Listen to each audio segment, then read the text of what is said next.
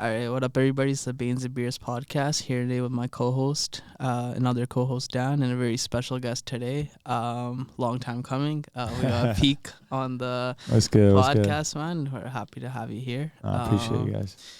So yeah, like let's just get into a little bit about how you started, your background, like where you're from, who you are, what you do. Yeah, for sure, man. I mean, I grew up here in Surrey, right? I guess we're in Langview right now, but yeah, I grew up in Surrey. You know, born and raised, went to high school, elementary school here and stuff. So we actually went to high school. Yeah, we went to elementary school together, man. That's why this is long overdue. Yeah. That's so weird. This is long overdue. I've been telling them, yo, we got to get one in. It on. Yeah, so we went just because of how far back we go. That's what I was saying.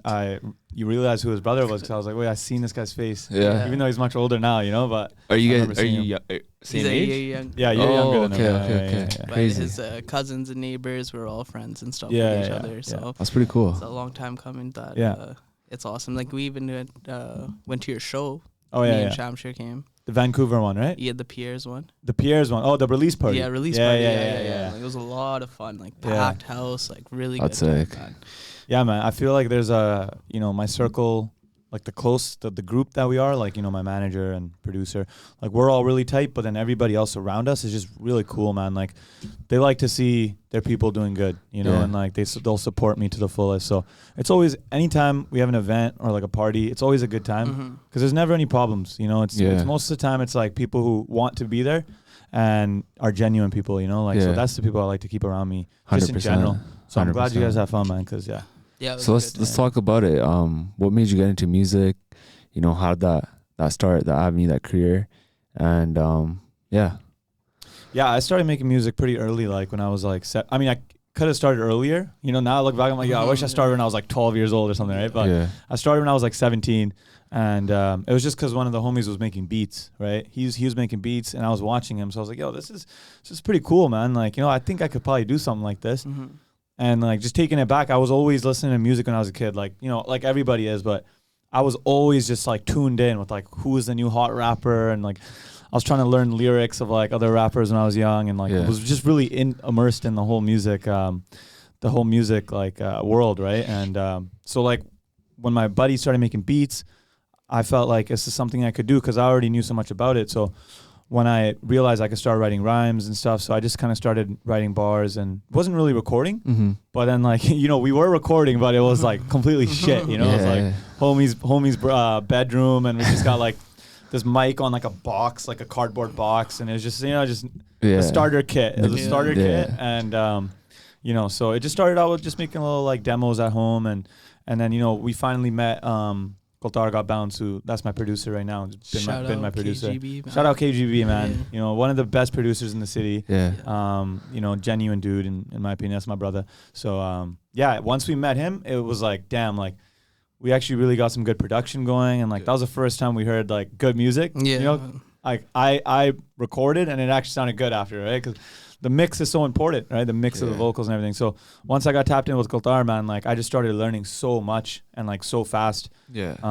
And that guy believed in me, man. Like from the jump, he always believed, like, you know, I would keep improving, and like that's one reason, like, honestly, I have the confidence I do, because like, you know, guy like that and guy like my manager Rico, like these guys are older, so they're always around me, and they always made sure, like, you know, I was at least evolving, you know, even if it wasn't going at a crazy pace, like at least like we want to see you getting better and better, right? Yeah. And yeah, man, that's pretty much what brought me here today, right? I just stayed consistent with my work, you know, and just kept recording. Even from when you were younger, like I've seen like you made like YouTube videos. Yeah. When you were like a kid, like this guy's like, how old were you then? I was probably like, I started making videos when I was like 9, 10, 11. Like, so you're kind of into like content creation. Like this is like kind of like a thing, right? I actually didn't think about that until like recently. Because like, you know, before like 2017, 2018, we were making music, but it wasn't about content. It wasn't even at all. The most you get from an artist at that point was like music videos, you know, and like maybe like you put that on your Instagram. But other than that, there was no TikTok. There was no Reels. That shit wasn't big. That shit wasn't really popular. There's so many different avenues now you can put your content out there, right? Yeah. So like that, when that came into play, like in the more recent years, that's when I was like, oh shit, man, like I've been doing this. Yeah. You know, like I used to make like funny videos and like, you know, TikTok for one is just like you don't know what's gonna work until you try it. You know, you got to put so much random content out on TikTok before it works. Yeah. And like, you know, I would try funny videos, I would try like lyric videos, just all types of content, right? So I think doing it as a kid obviously did help me on the creativity side, you know, because like you got to think of so many ideas and you really got to be on it every single day, man. Yeah. And like that's the difference between like, in my opinion, that's the difference between like an artist who wants it and an artist who loves what they're doing but doesn't understand that they have to go and push that shit every single day, you know? You know, one thing I've actually talked to, I think it was with those guys and even with you guys, is that one thing I noticed about you, your work ethic. You're always putting content out there, whether it's music or anything. You're always have like something finding different ways, like, you know, different like ways, algorithms. It's not like you're waiting, you know for what I that, mean? Like that it's like you're always, time and you don't care, you know what I mean? For This sure, was bro. a lot of respect for that, because that's very hard to do. Yeah. Because you can look at it, sometimes you might not get the views, sometimes you might not get the likes, sometimes you might not get the comments, but you consistently keep doing it, right? Exactly, man. Yeah. So that's a lot of respect for that. How big is that, like, for you, and in terms of the people around you pushing you to constantly create and, you know, have some sort of level of work ethic? Bro, I think that's the one thing, like, just like how you guys mentioned it, and not on like a cocky side, but like that's what I hear from everybody who I get the chance to talk to and actually have a conversation with. I always hear that back. It's like, yo, man, we really see your work ethic. And I think that's the one thing that like that shit is the thing that kept me going the whole time. Yeah. Like knowing, like I drilled it into my head. I was like, yo, bro, like if you don't do this shit every day, like it's not gonna happen. Yeah. It's not gonna happen. So like to me, it's like, why waste your time doing something half-assed, right? Like if I'm gonna do something, bro, I'm going all in. Yeah. And that's just how I am, like regardless. Like that's just my personality, you know? Like if I start something, bro, like I'm not gonna stop until I'm happy with you know what the outcome was, you know? So yeah, man. I think, and like that's something I always try to spread to, like right now I'm getting a little older than I was when I started this stuff, right? And not saying like I'm the most wise like guy, you know, in the world, like, but like I'm trying to show like, you know, the younger kids like, yo, man, like if you guys put your mind to something and like you actually stick with it, like, bro, results will come, you know? And like that will keep you away from like other things, you know, like going the wrong direction and, you know, just doing stuff that's, you know, the bad shit, like, you know? But yeah, man, like I think a lot of good came from me having this work ethic, like, you know, going on tour with Fateh and opportunities I've gotten here in the city to perform at festivals. Like it all came from me giving it everything I got. How was it working with Fateh? Fateh's cool, man. That's my brother too, man. Like shout out Fateh, because, you know, he had a lot of other artists he could have brought on tour with him. Yeah. You know, like he's been making music 10 plus years, right? Like 100%. He has a lot of connects, you know, like I've seen it myself, how many people he knows. Yeah. He could have got a lot of other guys to open for him, right? But I think he gave me and Shally the opportunity because, like, you know, when we did work with each other, it was so genuine, right? Like right away I was making jokes with him, like we were laughing, you know. Fateh is hilarious, man. So like, you know, just having that like kind of relationship just was like he knew it would be good for him too on his tour, right? Like he knew like if I bring these guys along, like we're gonna laugh and play, you know, we're gonna like crack jokes, and at the same time when business needs to be business, you know, he knows we'll get that done, right? So shout out Fateh, man. That was probably one of the most craziest experiences I've ever had in my life, going on tour with him. And like in those cities, did you have like an audience already in most of those cities, or did you have to kind of like... Dude, it's kind of crazy. Like I didn't expect to have. I actually didn't. Like, you can see your numbers on like, you know, the data. The data doesn't always show like that one person who's listening, and like you don't see their comment or their likes on TikTok. You don't see it. They don't care. Yeah. Like if you think about someone I really like is like Nav, right? Yeah. I'm not going on Nav's Instagram like constantly going, yo, bro, this is crazy. Yo, I fucking love you, bro. No, like a lot of these people are just listening and they're a fan of you from afar, right? So when we went to like say Calgary, I didn't expect Calgary to like anyone to know who I was, you know, but like the whole crowd was like, you know, damn, like it's peak and shit. And I could see certain people like singing along that that I didn't know. Like I didn't know these people at all. And like, you know, the first time I'm seeing them, first time I'm in their city performing, and it was like so much love, man. Like shout out Calgary, because like, you know, Calgary really, really showed us love. And even other places like Winnipeg and Seattle, there was tons of fans. But I would give a special shout out to Calgary because they were just like above and beyond, you know. But yeah, man, crazy experience, honestly. But I think as like as a person that's in that field of music, like you hear stories about big rappers that like, you know, pulled up to concerts and there was like nobody in the audience, but like, you know, you got to drop your ego. Yeah. Right? Oh, for sure. You can't expect much, man. Like I've literally done shows in Surrey where there was 5-10 people in the crowd, you know, and I perform like there's 30,000. Like it's not gonna make a difference to me, man. And it doesn't kill my confidence at all, right? Yeah. It's actually funny. Like somebody filmed a TikTok of me that day, right? And I was performing in Surrey, maybe like 5-10 people in the crowd. Oh, and yeah. And they posted it, and it was like a little like it was like a shot at me, like, oh, look at Peak, like. Nobody's in the crowd, and it hit like 15K. I was like, bro, thank you for the free publicity. First of all, perfect, thank you. Keep doing that. Yeah. And second, bro, like I have no issue with that, man. Like, you've seen that Travis Scott video, right? Yeah. Bro, he's performing in front of like 20 people. Boom. Flash forward like 3 years, bro. He's fucking at Rolling Loud, just 50,000 people, or whatever the case may be. However many it is, man. Like, it doesn't hurt my like ego. I have no ego when it comes to that shit, honestly, and I don't think you should. Yeah. You know? So my question to you is this: like when you're in the music industry and you're focused on your music, your lyrics, just like, you know, your tunnel vision on just the art you're creating, is it important for you to also focus on the business side of things, or like is it like, okay, here's my management, they're handling all that, I'm doing. You know what I mean? Like you hear rappers early on in their career, like even J. Cole guys, like they were just in the room, in the booth, creating music. They didn't care about the business, any other aspect of it. It was just music. Do you feel like you're in that stage right now? Or are you at a point where now it's kind of like, okay, wait, I got to hone this in, like kind of focus maybe on the business side of things, on how I can get myself out to other cities and other venues and like promotions and like work with, you know, other companies and try to get my name out there? Yeah. Bro, that's a really good question, because I look at it like it's 90% business and 10% is the music.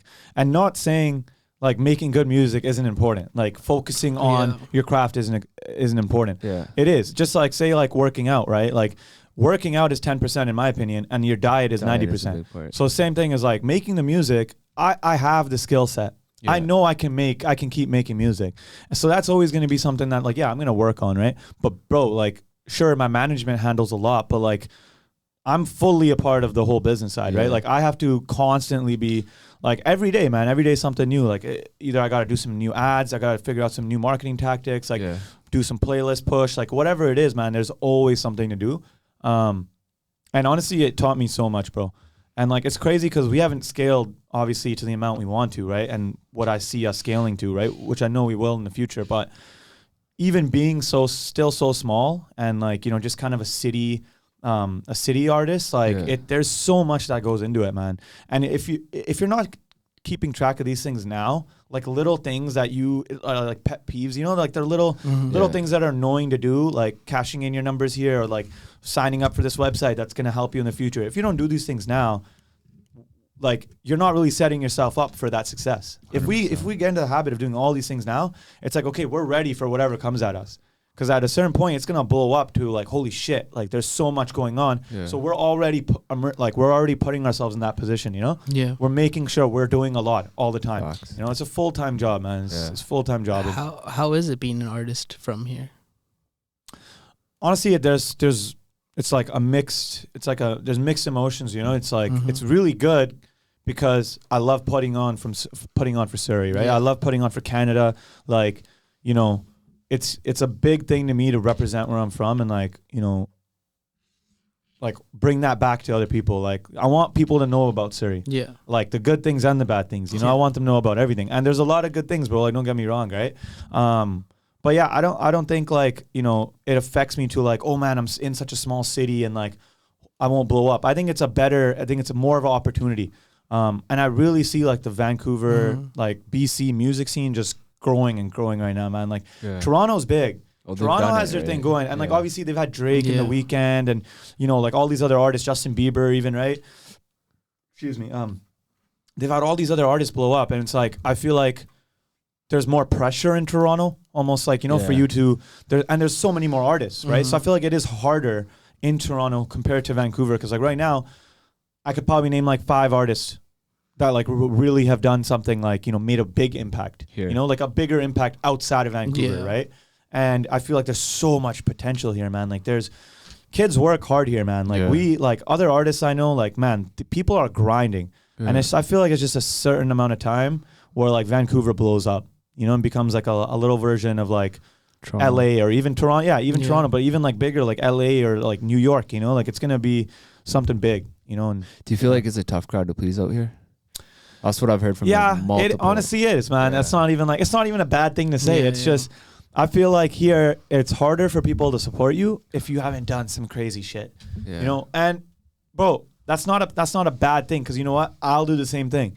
If I see an artist, right, and I haven't really heard his music too much, I'm gonna kind of blow it over and be like, oh, like whatever, man. Like he's probably not that good. But like when I get the chance to actually check him out and I get the chance to like listen to the music, I'm like, oh shit. And then I become a fan, right? I feel like here it's a lot of like just skipping over people, you know? Like, like he's not that big. I'll tune into it later, or like, you know, if he blows up, I'll listen to his, like something like that, you know? I know what you mean. Yeah. It's kind of like, oh, I can see it, but like there's nothing that's really there yet. Yeah. So it's like, and like without that, you need people who are going to be like diehard fans. You need that like cult fan base. And that's why it's really important to like show love to the people who have shown up for you. You know, like anyone that DMs me, man, and goes like, yo, like your music's fire, it'll go into like my request, right? If I'm not following them, bro, I go through that every week and I make sure I'm like, yo, man, thank you so much. Like, cause that shit affects me, bro. If I see a DM from somebody and it's like a nice message, bro, like it'll spark me to go make a song. Like, yo, damn, this guy's waiting for my next song. So I gotta go make a banger, right? It only takes like one person to really push you in the right way and motivate you, right? So for like any artists out here that, you know, like a tip for you guys I would give is like, always show love to those who are showing love to you, man. Like reply to a comment on TikTok, you know?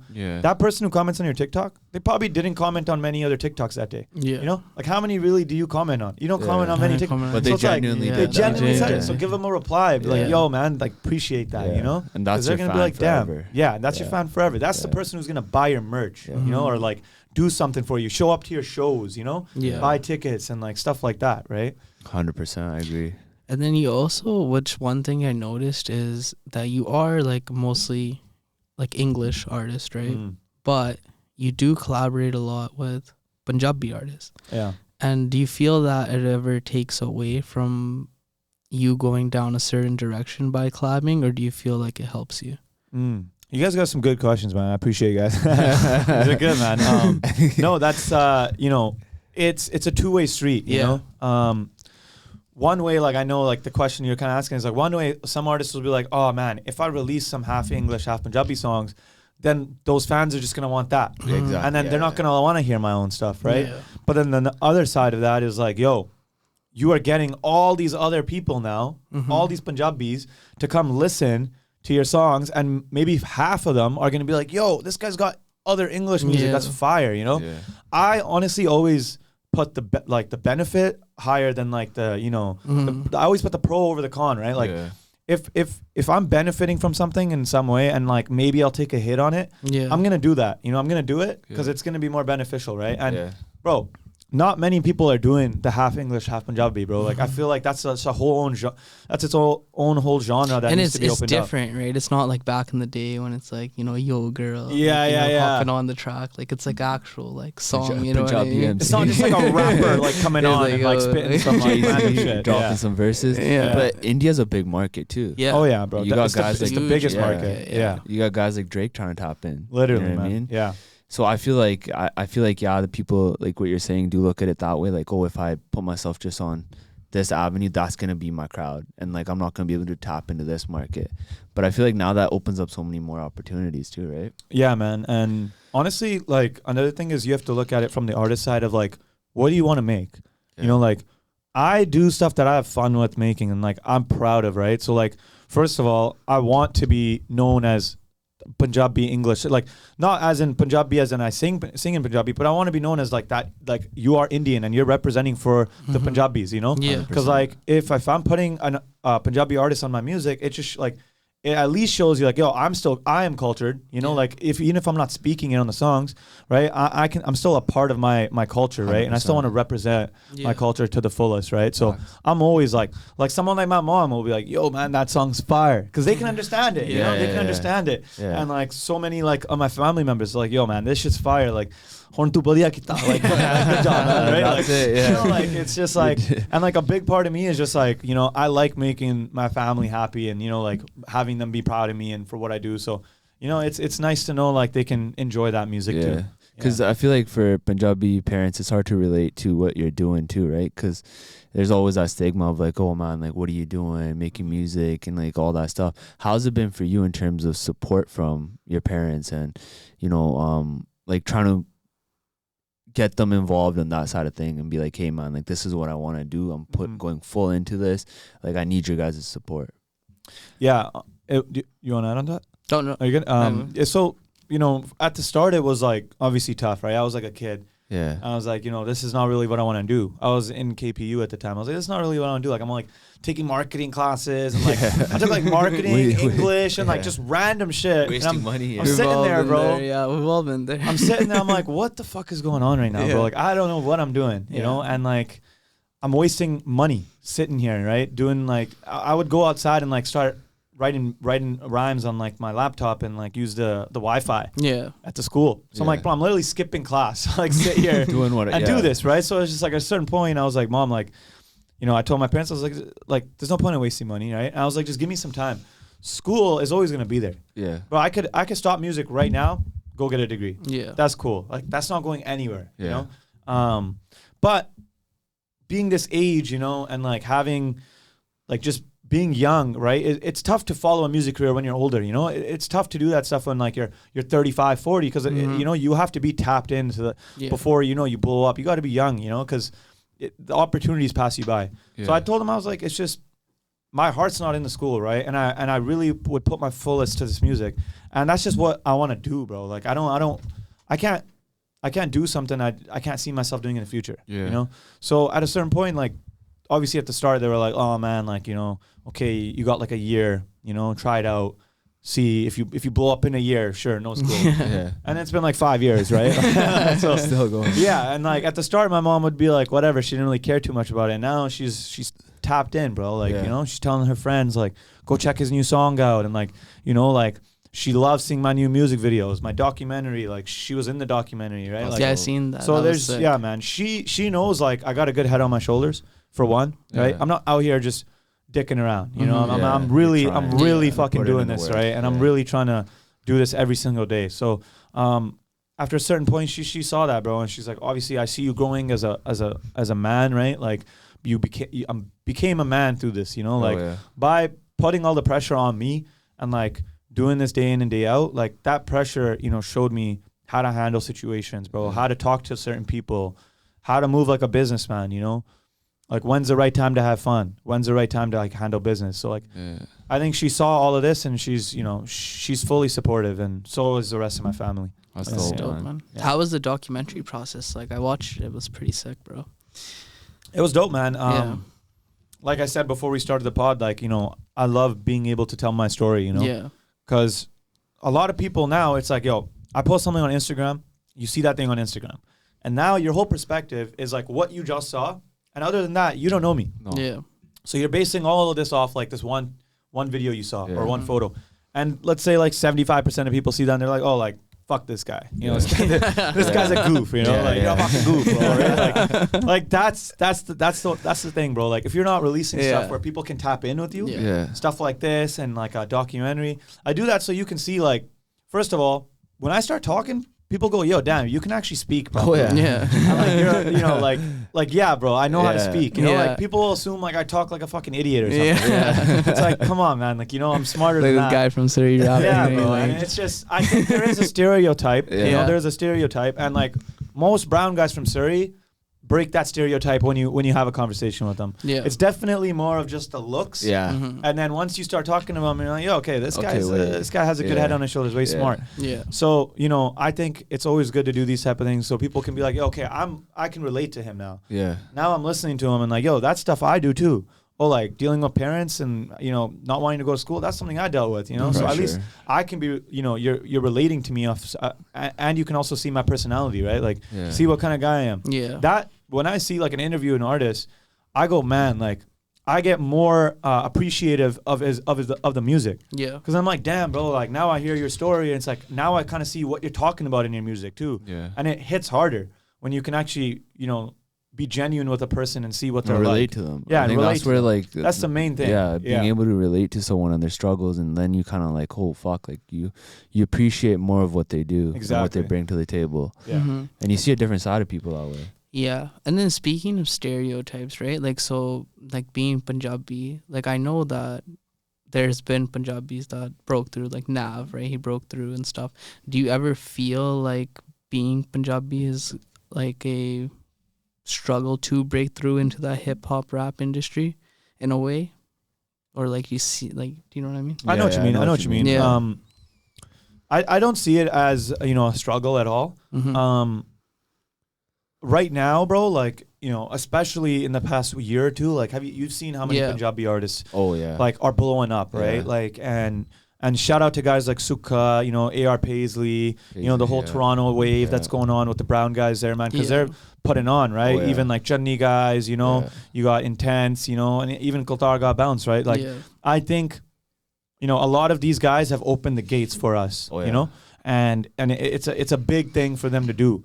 For like a guy like AR Paisley, you know, to get on like Sidhu songs and really go worldwide, you know, that's amazing. And shout out AR Paisley for letting me, you know, open up for him as well in Vancouver. That's another great experience. That's sick. And, you know, to circle back to just, you know, the brown side of things in the brown community, and this, like, that was love. You know, he sees me as another brown guy trying to come up, you know, and he sees me, you know, kind of following what he did, you know, and it's love when, like, you know, he can see that and be like, yo, come open up. You know, I'll give you the opportunity to do that. That's something you'll pass on when you exactly, and that's and I'm learning from him, right? I'm going, yeah, okay, I'm definitely gonna give some other guy the opportunity, you know, when I have the chance to go on tour or whatever, 100%. Right? So, you know, I don't think it's a struggle. I honestly think it's a advantage, you know, because there's not so many, like, there is a lot of Punjabis, but you don't see a lot of them doing this. You don't see a lot of them going kind of, you know, against that traditional way of, like, against the grain, you know, like, this is something that a lot of brown parents would be like, oh, nahi karna chahiye, like, don't do that, or like tell their kids, like, don't be like him, you know, when it's really the opposite, you know, like, it doesn't have to be music, bro. You can, maybe it is something in school your kid wants to do, right? You can go do that, but, like, just have their back in it, you know, and, like, let them do what they want to do, you know, because that support goes a long way. Exactly, man. Exactly. Yeah. Who are some of your inspirations in terms of music and fuck, Akon. Akon was nice. That's a sick one. Akon is like, bro, everyone's always surprised when I say that. Hell, man, I'm always bumping that up. Love Akon, like, timeless. Fucking hits, bro. We were actually just talking about this last night, and, like, we were, like, singing a bunch of songs at the studio and just, like, kind of throwing shit in the air, because sometimes you use a reference song to, like, kind of get a vibe, right? And then excuse me, it's fucking Red Bull. You get a vibe off, like, one of us, like a song you listen to, right? So we were just singing a bunch of Akon songs. So yeah, no, Akon for sure, one of my top 3. T-Pain is up there. Obviously Drake, you know, that's like everyone. I think every artist. Drake's a menace to society right now. Oh yeah, bro. The shit he's doing right now, bro. He's the marketing like legend. No, he is, man. He knows. Like, it's funny because, like, half the things he does, no one sees it as a marketing tactic. Yeah. They're just like, oh, bro, you see what Drake just fucking did? You know, this guy fucking drop a chocolate bar on the ground. Everyone's going to fucking know about it. You know, like, anything he does is going to be on, you know, like, anything he does. So, he dropped already, man. Man, that shit was nuts, man. I right away, I'm like, yo, that's got to be like a PR thing, and, like, he knows what he's doing. Something like that doesn't come out unless it was calculated, bro. Especially for a guy like Drake. It does not happen, bro. It does not. But yeah, no, Akon, T-Pain, Drake, man, all fire. I really just fuck with the early 2000s era, man. Yeah. And actually, bro, I just got influenced by, like, you know, those old R&B beats, like 2000s Y2K type kind of beats, right? Okay, yeah. Like, you know, Masari. Yeah. You ever listen to Masari? That's like the old school, you know what? Old school, you know what I noticed? Like Paisley has some old school beats on his recent tracks, and it was fire, man. I was like, damn, that's like a 50 Cent tune. Yeah, he did a cover recently, or like he sampled like a old joint, like a 2005 joint. Yeah, killed it, man. It was nuts. Yeah. I think that's like a huge trend right now. Yeah, is just sampling music that we already know. Yeah, right. And the reason a lot of artists do it is because, like, think about it. Like, say there was a crazy Akon song, right, back in the day, and Akon was signed to a certain label. Now, fast forward, like a new artist is signed to that same label. That label has the rights to that Akon song. So they're gladly giving the new artist that song and be like, yo, sample it. Because once you hear it, you already like the original, right? You already fucked with the original. Yeah. So right when you hear it, there's something about the song you're going to like regardless of what the fuck this guy's saying on the song. Yeah. And then if he's half decent, or whoever the artist is half decent, like, boom, that's a fucking hit, you know? Yeah. And you see, like, more and more artists do that, man. Yeah. So. Do you feel like as an artist in today's day, because there's so much, like, you know, like you're taking in so much music, there's so much music out there, is it hard to create your own style of music? Do you feel like that, like you get influenced and sometimes you'll notice maybe going into a way of singing that maybe another artist does, that's big, or like... Oh, definitely, bro. Yeah. Yeah, like...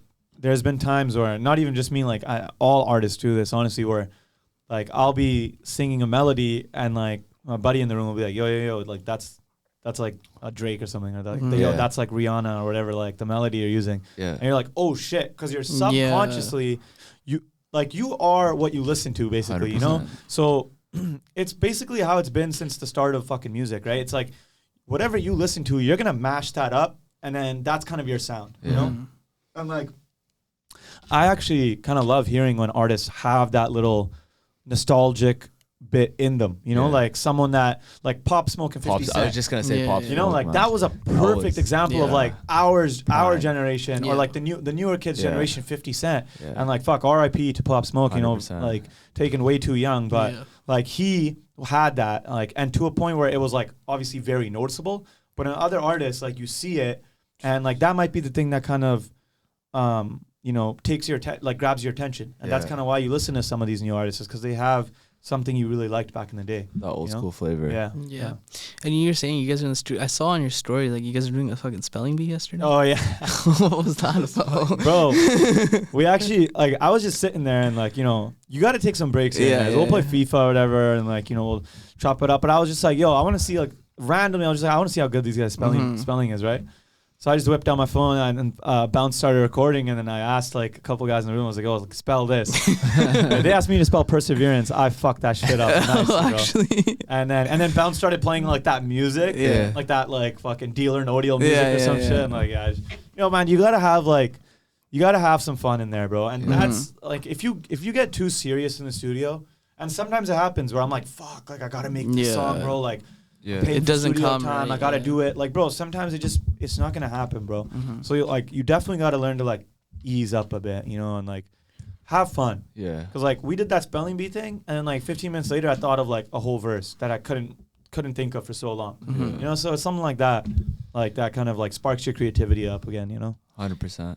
Yeah. Did you see the Usher and Alicia Keys performance? Oh, I did. At the Super Bowl? I thought that shit was demonic as fuck, man. Like, I'm a heavy believer in this. Like, what? Is that another beer? Oh, you want a beer? But yeah, so like, well, not the demonic. You're not saying about the demonic. But no, I wasn't. We can get into that. Yeah. I don't mind. But as an artist, like, as you're a performer, right? Like, say like.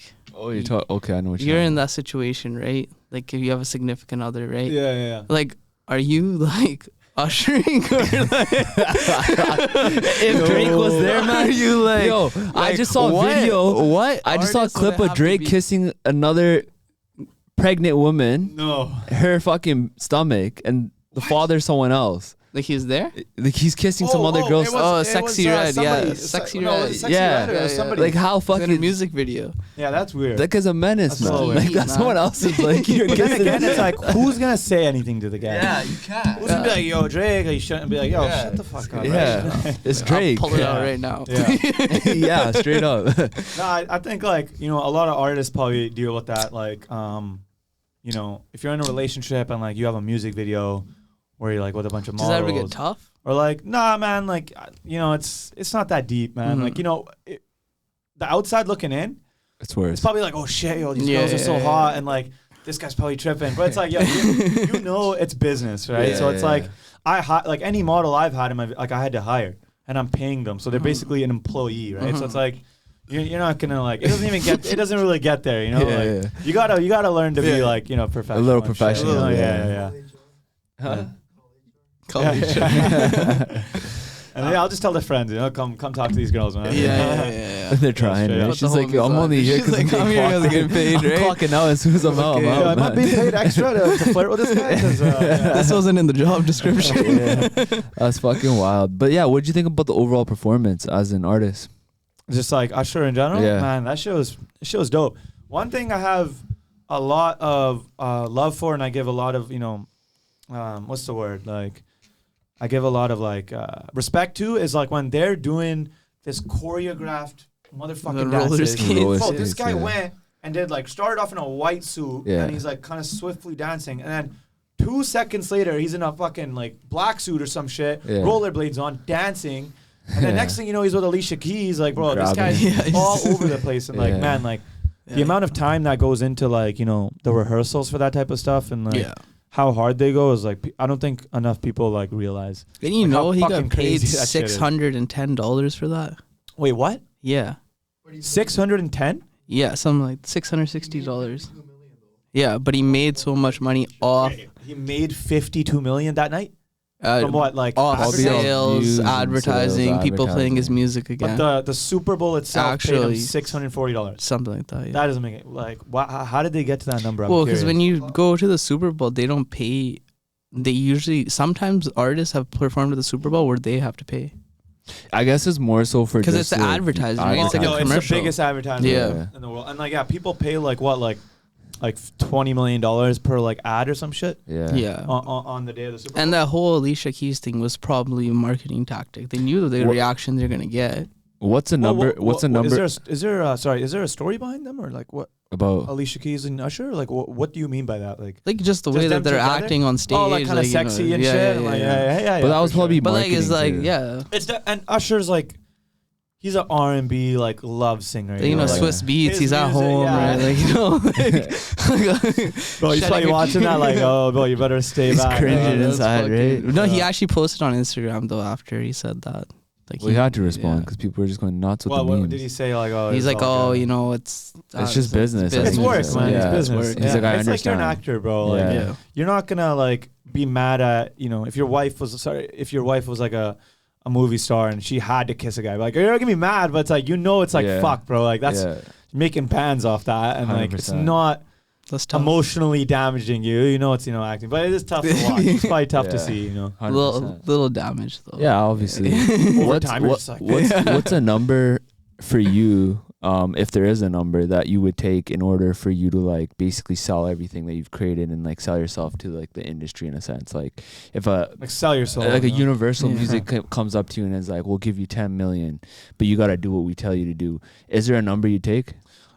Honestly, this is a conversation like we've actually been having recently. It's just like, honestly, like not to that point, but like, okay, even if it was $10 million and like, you know, I had to do all these things for them, like I wouldn't take that, and I wouldn't even take like a small deal, like something that's, you know, I can see myself getting, say $100,000 for like 3 albums, right? Like I wouldn't take anything up front at this point, because like that's literally, you're just in debt, bro. Like you're taking money up front is good for somebody who can't pay for marketing, who doesn't have the money to like make a music video or like, you know, do ads. If you're broke and you're really talented, I could see that being beneficial to you, you know, like using that to get more revenue. But like in my opinion, like in my situation, like I work, right? So I make enough money to, you know, pay for everything, you know, and I can put budget aside to make music videos and do that and do this. So it's not money I need.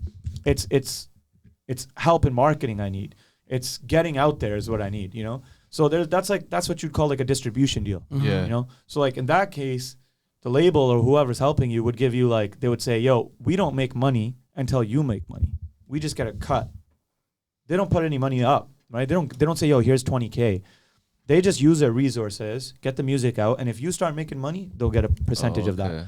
So it's a win-win. You know, if I don't make any money, I don't owe them anything. Yeah. I'm not screwed in the end, right? Yeah. But it's tough to get those too. It's very situational. Yeah. Have you been approached by any sort of labels? Like, has that conversation ever come up? I do have like a distribution deal at the moment, like nothing insane, you know, but I am working with a company that, you know, offered me help with the distribution. So they get the music out for you, they push it out, you know, and they have contacts that can get your music into the right hands, basically. Yeah. Right? So I am working with them at the moment, and you know, I'm always open to like deals where I have control, you know, like you want to keep control of your company, and that's why like I wouldn't go for that big like $1 million loan. Basically, I take it as it's a loan, you know, that you have to pay back, you know, and there's immense pressure on that, you know. See, that's a good thing. Like, you understand that side of the business, whereas I feel like a lot of artists that like start up in the career, they just see the glitz and glam. Yeah, like it's like, yo, I'm gonna make music, I'm gonna blow up, and boom, that's it. But they don't understand how grimy the business can get. Exactly, and that's why you see so many artists nowadays, like they'll be like, fuck my label, you know, like fucking, like, you know, they're just going off like fuck my label, you know, like they won't let me drop any album, like Uzi and Rich Decay, like you've seen it so many times because they signed the deal and they were like, boom, like let's get it, you know, like let's go bottles, fucking give me the whip, give me the watches and the jewelry. Spent it all on the wrong things. Yeah, bro. And then after you're like, fuck, now what? You know? Now the label's going, hey, we want you to release 3 years from now, and that's the end of the story. You're done. You got their money. They gave you the money. What are you gonna do about it? You know, that's their decision. Yeah. So it's like the perception of like the label is the bad guy is the wrong perception, because it's based off the deal, man. You know, it's, you know, like it's not like they're forcing you to sign the fucking thing. They're telling you like, yo, this is what we're gonna do. Yeah. You know, you either negotiate and think of something better, or you don't fucking sign it. Yeah. You know, you don't sign it. Like, at least do that, and then don't complain after and be like, yo, fuck the label, man. Like, fuck the people who are trying to help me become a bigger artist. Like, you know, just because you wasted all your money. Yeah, just because you wasted your money and you didn't, you know, read the contract. You know, so that's wild though. Yeah. How is it going from being a duo artist to a solo artist? Like, and how did that process go? Honestly, it was you know, shout out Corvus, long time homie. You know, when I started making music, I was a part of a duo, so I always had my homie there as like, you know, he's older than me, so it was almost like, you know, like showing me like, oh, that's kind of whack. Yeah. Maybe take it this way, you know. So I did learn a lot being a part of a duo, right? And that also came from like Kotar and my manager Rico, like everyone kind of being a part of your music, right? Because that's how it should be. Yeah. Like, I like to hear constructive criticism, right? I like to hear like, oh, yo, bro, this is ass. Like, fuck that. Yeah. I was gonna ask you that, fire. Yeah. You know, I'm cool with that, bro. Unless you're sending shots like, yo, bro, just you're fucking trash. Stop making music. And then it's like, okay, bro, like you don't really know what you're talking about. But when I did, you know, start being a solo artist, like I felt like I had a lot of freedom, you know, and not saying anything negative about being a part of a duo. It was great, right? But it was, your creative side is kind of has to be in the same contingent on there. Yeah, it has to be in the same, like, parallel to what they're talking about. Yeah. So if I was feeling sad one day and like, you know, homie's feeling real happy, like I'm not gonna be over here like I want to die on the song, and then he's like fucking, yo, getting bags, like, you know, like I'm not gonna do that, right? So it definitely like came with a lot of freedom, you know, and just like my creative side just like opened up a lot more. You know, to a point where I was like, yo, I'm gonna do whatever I want. You know, if I'm feeling sad today, I'm gonna make a sad song. Feeling happy, you know, I'm gonna do this. And like, it was great, man. Like, not saying, you know, not putting anything against being in a duo. I just think after a certain amount of time, I think everybody splits up. You know, I think the growth. Look at all the good groups, like, you know, like everyone eventually kind of wants to be, you know, Jay-Z and Kanye. Yeah, and look at like Sway Lee and fucking Jay-Z, Kanye, you know, and I think it's just the way it is, man. But I think it's important to just keep a good relationship with the person you are, you know. I think that's pretty hard though, like, because I feel like, and I've noticed this actually in music industry, that happens quite a bit, where you start working with a different producer, you feel like you've outgrown this one, and there's that little animosity that gets left behind. How does that something you deal with? Like, I know you're working with Kotar Bounce right now, and like, is that conversation already been done where it's like, yo, if there's an opportunity for me to go work with this guy, like, you're good, or is that something that it's like, okay, if it happens, we'll deal with it? Yeah. Honestly, I think it heavily depends on who you're working with. Yeah. And second, like me and Kultar, bro, like he's been my producer since I was 17, right? 18. I'm 24 now, right? So it's like that's family to me, right? So he supports me no matter what it is, right? He has my back. Doesn't matter. He wants to see me do good. Yeah. You know, he's always wanted me to grow and become a better artist. And if that means he'll go to work with a different producer, he's got nothing against that, right? Like, and I don't think anybody should, unless you have an agreement, which normally an artist and a producer don't. You know, like Drake and 40 don't have like a contract going. You know, I don't know if they fucking do or not. Like honestly, I'm speaking on an ass, but like you know, basically, I'm trying to say is like that they probably don't have an agreement going like, yo, bro, like you can only work with me. Yeah. Because then it's like, what the fuck? Like if I feel creative one day and I'm with this other producer, like I'm not gonna make music because you're gonna be in your feelings or something. That's not how it should be. I definitely know I've heard stories of people being that way, but I think if you're honest and you're up like. For example, Kultar is my producer. I would tell him like, yo, man, I'm gonna go cook up with this guy this day, you know?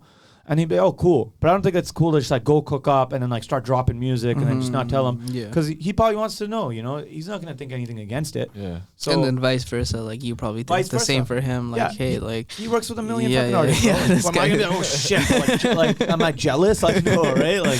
Hey, Kultar, man, why are you working with this guy? Yeah. I definitely think it is an issue that some people do. A lot of people I've noticed get that like in their feelings about that and stuff. But it's like all the rappers talk about it. It's like what Jay-Z said. He's like, just because like I've gotten better and like I've honed my craft, it doesn't mean I'm gonna stick in the same spot. Exactly. With the same sharks that are just trying to eat me and bring me back down, right? Yeah. And like just on the artist side of things, like when I work with Kultar, I'll be, you know, in one mode. But if I work with say like 40K, he opens up another side of creativity. It's how you like. I'm heavily influenced about who's in the room. You know, like say I was having a session and you two pulled up. Yeah. I would make something that like the vibe you're giving me. You know, you don't even have to say anything. Yeah. Just you being there changes it. And you know, legally, like if you actually want to get down to the, like the nitty gritty, like if you're in the room, you didn't say anything, you are owed a percentage. Oh. Because you affected my thought process. And if I wrote something, you potentially were there. When's the next session? You technically I'll be there. I'll be hiding in the closet. Just fucking, I need my 5%. Yo. Lawyers calling legal teams. Yeah. No, people have had like, bro. If that's wild. If a song fucking pulls up billion streams, right? Somebody was there. They're gonna be like, yo, fucking remember? Remember I said like, yo, the sky's blue. Like, fucking, you kind of use that. Put that in there. You kind of use that. Yo, like, fuck. Where's my fucking $20 million?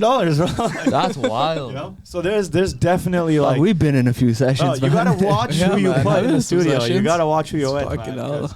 Some people obviously, but if it's your homie, like, you know, they're not gonna be like, oh, yo, fucking, you know, like, come on, bro, like, you know, you're chilling with me. You're chilling. We're having a good time. We're gonna make it. But if you give me a word or you give me a line, I'm gonna make sure that you're on the credits. And you know, I would never finesse anybody out. You know, and like my whole team, we've never been about like trying to take the easy way out, or like anytime I've worked with like a videographer, photographer, you know, a stylist or whatever, like we always take care of the people we work with, because like we don't want to be known for someone that does bad business. It goes a long way. We always have done good business. I always want to be on the good side of people, because you never know who's gonna help you out in the future. Like who's gonna do a favor for you that, you know, since I treated you good earlier, like now you're gonna give me an opportunity, right? We always treat everybody with respect and just make sure everybody's accounted for, and you know, no one's like getting slimed out or anything, and nothing like that's going on, you know? What are the plans for 2024? I'm dropping music all fucking year, bro. Like, I took a break after I dropped my album. Like 10 months off, and like... That was 99 Reasons, right? 99 Reasons, the release party you came to. Yeah. That was in April 2023, so I didn't release until January this year. And like we're middle of February. I dropped 2 singles already, and another one's coming out. I'll give you guys a release date right now. Actually, it's March 1st. We're gonna release another single. And bro, like every month, every 3 weeks, I'm dropping. So like, I took that break to just let the album settle in. I feel like nowadays, bro, people will drop an album and it's like 3 more songs came out like a month later. It's like, okay, now who the fuck's listening to your album, bro? I really let that shit sit in and just kept promoting it until, you know, like even still, bro, until this day, I'm still gonna bro. I still push music I did 4 years ago. Like I still be promoting that, you know, 100%. Because you don't never know who's listening, right? So I took a long break, and this year I'm just gonna be releasing music all year, and you're gonna see a lot of like collaboration projects. So I got like everybody in the city, man. Like I'm working with a lot of people in the city, and I'm just gonna be doing EPs and singles, and yeah, man. Just I really want my fan base to be like, holy fuck, man. Like we can believe in him to keep dropping music. Like we can, you know, like I want them to be like, oh shit, like I know he's gonna keep releasing music. I don't want to be that artist that like drop something and you disappear. You know, I don't want to. Like I got tons of music, man, and there's no reason it should just be sitting in my fucking drive. 100%, I agree with that. Yeah, that's pretty important, I think, because I feel like a lot of artists, like I've noticed it, where they'll drop music or an EP and then that's it. Like you'll not hear about them for a while, and I feel like as soon as like somebody starts getting into your music, then they kind of lose you. Yeah, definitely, bro. There was people that listened to my album when it dropped, and then since I did take 10 months, and that wasn't just for letting the album settle in, I was also getting ready. But like so many of those people just like fell off, right? Because they're like, fuck, like we love the album, and now it's been now it's been 10 months and we haven't heard anything new from you, right? So I don't think I'm ever gonna take a break like that again, like in my whole career. Like I don't think I'll let that happen again. Especially in this day and age, bro. You will be left behind quickly, bro. Because the attention span's so little for people too, right? Man. Like, you know, you'll see clips and shit, and like people will tune in for a day or two, and the next thing you know, it's a new fucking person. Exactly. Or where's the next thing, right? Yeah. Like, oh, where's the next? Okay, what else is there? Kind of thing. Yeah, that's actually why like, I'm focusing really heavy on like short form content from now on, and just like, you know, people's attention spans are so short, bro. Like watching like a big music video is kind of tough nowadays, especially if you're not somebody important, you know, or someone like with a huge fan base, you know? Try getting somebody to listen to your fucking 2-hour podcast. I mean, it's all the clips. It's all the clips. Yeah, it's all the clips, right? Yeah, it's like 100%. That's what it is, right? And that's how do you translate that? How do you translate that to your views? How do you translate that to your streams, right? And that's the main like thing that you got to look at. Yeah, for you guys, it's like it's kind of the same thing as in like if I release 15-second snippet of a song, and you guys release a 15-second clip of this podcast, we both want you to see that or hear that and be like, oh shit, let's go check this out. You know?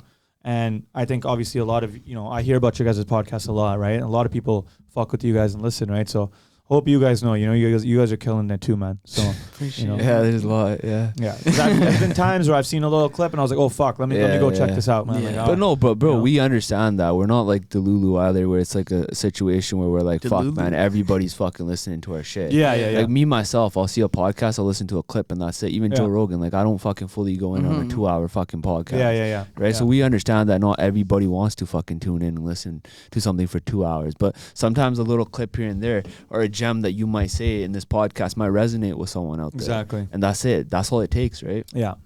But I was gonna ask you, what's been the hardest thing for you, like the hardest part for you in this industry, in the music industry, you know, on maybe the business side of thing, music side of thing? What's been the hardest thing for you? Personally, it's honestly just it's like, you know, keeping that confidence in yourself. So it's basically like, you know, it's very hard to keep pushing and like put a happy face on when, you know, you're not getting those results. You're not getting those followers. You're not getting the likes you want.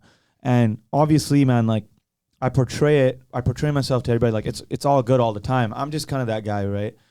I won't really let people know when I'm going through it, when I'm not, right? But the hardest part is like just believing in yourself to a point where you're fucking delusional. Like where you're literally like, you don't see any other thing, like any other way going. There's no plan B for me. You know, like that's like basically my motto, bro. I've never had a plan B. I know, well, this is what I'm going to do.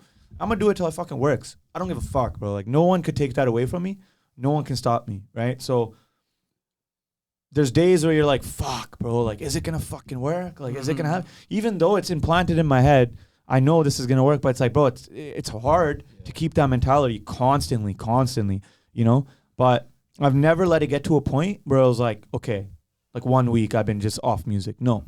Couple hours, bro, and I'll force myself to snap out of that, bro, because that's the hardest part, bro. It's just like you have to go day in and day out. In my opinion, bro, if you're not doing this shit 24/7, like all fucking day, then it's not going to happen. Yeah. That's just how I look at it, right? So I would say that's probably the hardest part, is just keeping that belief very strong in your mind, you know, keeping that like all the time that this is going to work out, you know. No, I hear you, man, because that can be tough, right? Yeah. Who are some guys or some people that you'd like to work with? I think let's go from like a local level and then someone that's like worldwide that you know you have an inspiration to one day collab with or work with. Mm-hmm. I definitely like Forever Friday stuff. You guys have Forever Friday from I think he's from Edmonton. I don't know where he's from, but I've heard of his stuff. Yeah, good. He's dope. You know, anyone like that's making noise and that's Canadian, bro. Like I definitely want to be a part of it. Yeah. So Forever Friday's dope. You know, I'm actually working with a lot of people in the city right now, so I won't say too many names just because I do want to keep that bit of a surprise. But yeah, man, Forever Friday's dope. You know, obviously like Party Next Door, somebody like on the bigger scale that I would really want to work with. You know, Majid Jordan, the duo from, I don't know if they're from Toronto or not, but they are a part of OVO Sound. Yeah. I'm not sure if they're Toronto or not, but Majid Jordan and then obviously you got like a dream would be like Akon or fucking T-Pain or something. Akon, yeah. He's coming here, no? Is he? I'm if he's coming, bro, I need to. We're gonna go together. Let's go, man. Bains and beer, bro. Let's rock it. Akon's a man. Somebody's coming. Usher's coming. That's who's coming. Oh, is it Usher? Usher. Ice Cube's here today, right? Oh yeah, he's in Abbey, right? Yeah. It's in Abbey. I thought it was in Van. I'm pretty sure he's performing in Abbey. I don't know if it's... Yeah.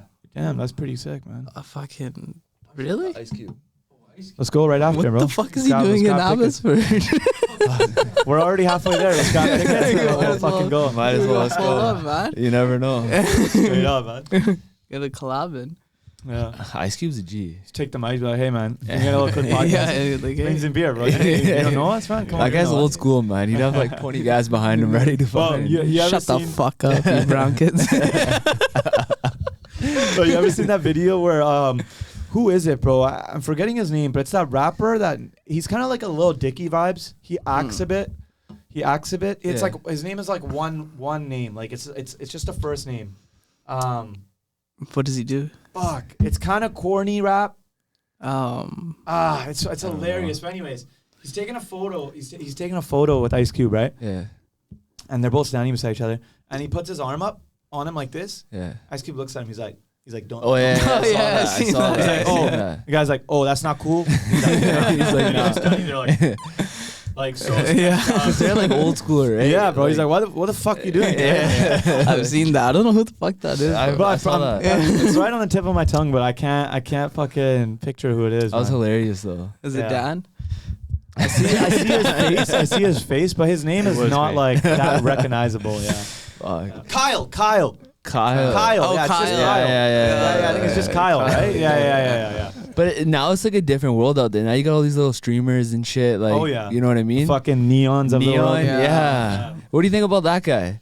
Neon, I mean, there's a certain respect to him for like certain level of respect I do have. I'm not gonna don't get me wrong. Yeah. Anybody who takes their stuff to that scale, you know, I respect that, bro. Yeah. Like you grew to a point where you're literally making, you know, you're good. Yeah. Your family's good. Yeah. You took care of everything, bro. That's some real man shit to me. Yeah. But I don't agree with all the shit he fucking does. Yeah. You know? Like when you're walking on the security guard and like saying shit to people. Yeah.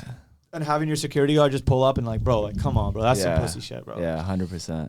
Yeah. It's a different era of like fucking time, right? Like back in the day, you couldn't really do that shit. Now you have like these guys got like security guards and like. Well, bro, it's like the company, like the fucking websites that are pushing them, like this new one, Kick. Mm-hmm. Like, bro, Kick is like the streaming platform they're using now, and they're offering these guys like $10 million. Ballpark Like, yo, money. here's a year contract. Here's 10 M's. Yeah. And stream every day. Who's gonna say no? It's like you're gonna start doing some pretty fucking stupid shit just to keep these people engaged, bro. Like, you know, you see Vitaly and shit. Mhm. Like these guys are idiots, right? Yeah. Like, they look like they're on drugs. They're just running around like and it's like people to a certain extent watch it because it's so cringe. Mhm. Because it's so uncomfortable. Yeah. Where it's like you would never be there, so you get to see. That's it. what I notice with people. People love watching cringy Like fucking cringe shit, man. right? Like it's weird. any person, like they'll be like, hey, like I think this is so cringy, but I can't stop watching it. You know what I mean? Like there's that element to it. There's something interesting about even it. Out here, like there's people are starting to stream here too, right? Like you even collabed with like Parm guys, right? Yeah. How was that?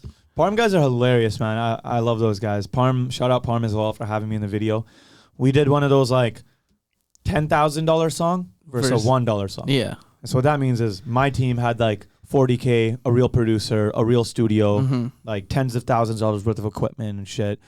And then there was fucking Parm guys who Genny Joel, right? Genny Joel, and they had no budget. They had no budget for the video or whatever. Yeah, so that was fun, man. Like those guys are hilarious. I think Parm and his buddies as well, like RK guys, they have something going for themselves for sure, man. And it's nice to see, like, bro, they're only a couple of years younger than me. I think they're like 19, so like maybe like 4 or 5 years. But it's just fun to be around like some younger guys that are change, like, just like, it's just fun. And they're tapping into that market, right? Yeah, and they seem to have quality stuff, so it's like good content. Parm's killing it. All his stuff is like very good quality, and you can tell like when I saw him working, like he wasn't like all like, oh yo, do this, do that. He's really like, yo guys, like, let's fucking do this. And you're like, oh yeah, fuck, I'll listen to this guy. Like, I'll gladly take some instructions from this guy. He's so nice and just funny guy. Like it's more fun than work. So I can definitely see them having like a good time with each other. That's dope. That's dope, man.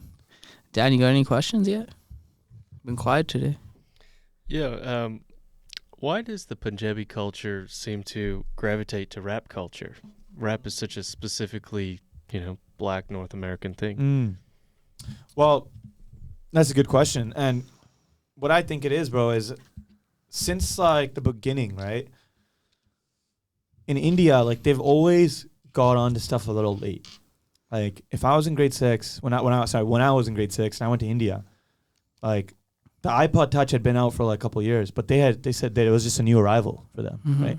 And something like that, or like just even as an example, like just the culture in general, like clothing wise, they're always like a year or two back, So, and they're always interested in what's going on this side of the world, right? They change their culture kind of based on how we move, right? Like, so a lot of the stuff we do is just implemented there a little bit later, right? So for them, they kind of catch on to stuff, like it takes a little bit, right? But they've always been like into that rap stuff, and like, like that's why there's always like a English rapper on some of these Punjabi songs, like Shikinder Shinda, and like they would always, and Jazzy B, they'd always have these like English rappers, random, and like people, and like these people from India, they don't know the language either, so they want to be a part of something like that, They want to see what the fuck's going on, and they want to be kind of influenced by that culture as well. They want to know what's up, right? So I think at a certain point it became the delay wasn't as big anymore. Like with the internet just being how fast it is and how crazy shit is now, like they get stuff the same time as we do.